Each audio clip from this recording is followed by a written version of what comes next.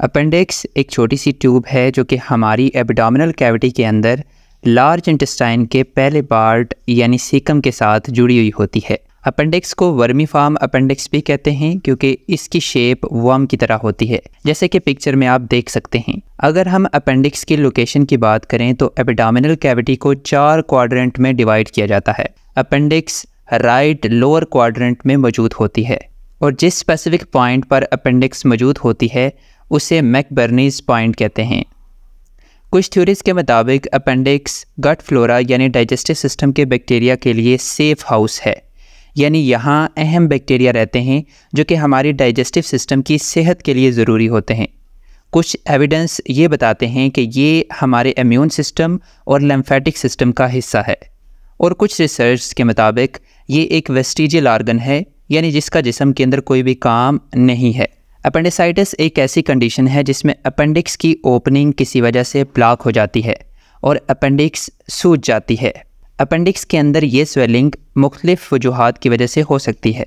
Appendix के अंदर ये स्वेलिंग फीसिस यानी स्टूल का कोई पार्ट जाने से हो सकती है।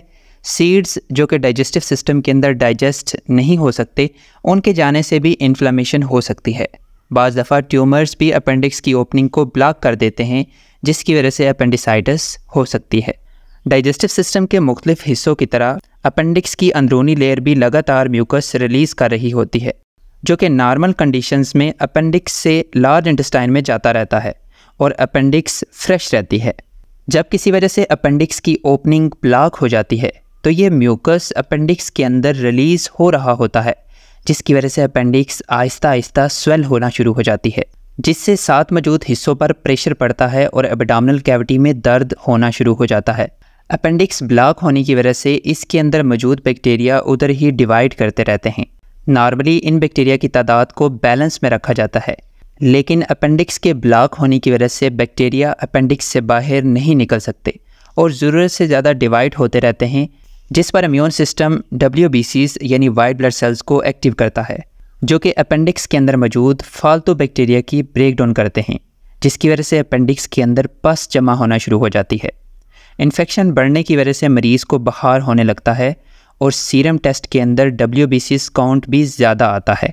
मरीज़ को राइट लोअर क्वाड्रेंट में शदीद दर्द होता है, इसके साथ वॉमिटिंग और नौजिया भी शुरू हो जाता है। तकरीबन 75% लोगों के अंदर एब्डोमिनल पेन और वॉमिटिंग से पहले एनोरेक्सिया जैसी इलामात भी ज़ाहिर होती हैं। एनोरेक्सिया यानी पेशेंट्स को भूख नहीं लगती। इसके अलावा 10 से 20% पेशेंट के अंदर डायरिया जैसी इलामात भी ज़ाहिर होती हैं। लार्ज अपेंडिक्स यूरिनरी ब्लैडर को भी पुश करती है, जिसकी वजह से बार बार पेशाब आने जैसी इलामात भी ज़ाहिर हो सकती हैं।